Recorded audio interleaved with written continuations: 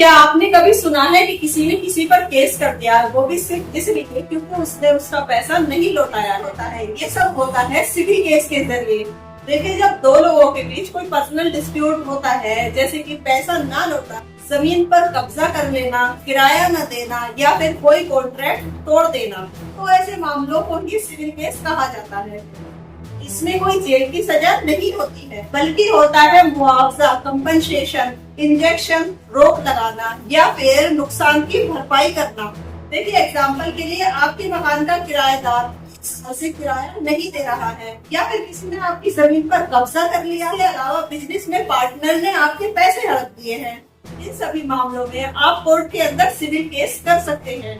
Good day everyone, मैं गुलिस्ता advocate आप सभी के अपने चैनल में खुशामदीद करती हूँ। उम्मीद करती हूँ आप सब खैरियत से होंगे। तो जैसा कि आप सभी को मालूम है, अपने इस चैनल पर ऐसी जानकारी जो भारतीय नागरिक होने के नाते आपको पता होना बहुत जरूरी है। तो इसी सिलसिले में आज की हमारी वीडियो का टॉपिक है सिविल केस क्या होता है। तो चलिए वक्त को बिना खराब किए चलते हैं आज के अपने वीडियो के टॉपिक की तरफ। देखिए, भारत में ज्यादातर लोग क्रिमिनल और सिविल केस को लेकर कंफ्यूज रहते हैं, जबकि ये दोनों बिल्कुल अलग अलग हैं। क्रिमिनल केस का मतलब होता है अपराध सरकार के खिलाफ, जैसे कि चोरी, हत्या या फिर धोखाधड़ी।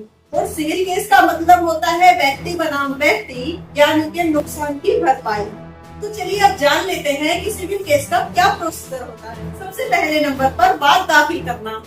वादी यानी कि प्लेंटिफ सिविल कोर्ट में वाद पत्र दाखिल करता है। इसमें विवाद, पक्षों का नाम, तथ्य और मांगी गई राहत का उल्लेख होता है। नंबर 2 पर कोर्ट फीस और वकालतनामा।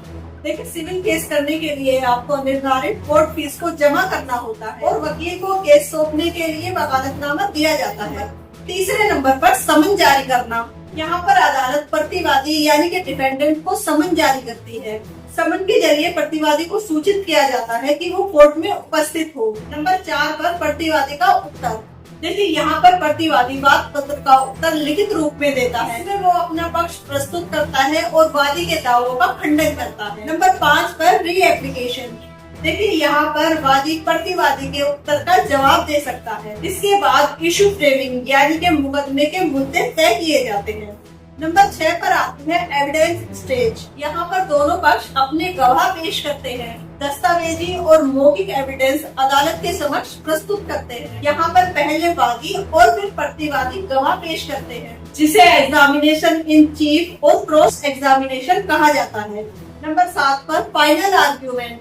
देखिए, दोनों पक्षों के वकील अपने अपने तर्क अदालत के सामने पेश करते हैं और ये स्टेज बहुत ही इम्पोर्टेंट होती है। नंबर 8 पर जजमेंट। अदालत सबूतों और आर्गुमेंट के आधार पर अपना जजमेंट देती है। यहाँ पर जजमेंट लिखित होता है और न्यायाधीश द्वारा पढ़ा जाता है। नंबर 9 पर डिक्री जारी करना।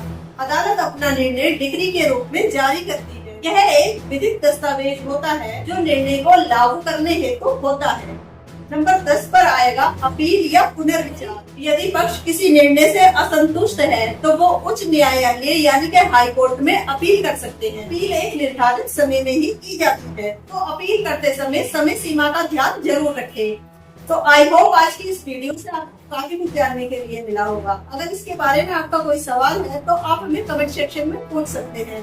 बाकी इसी तरह की इंफॉर्मेटिव वीडियो के लिए आप जुड़े रहिए हमारे चैनल से for legal update by Gulista advocate. Thanks for watching, have a good day.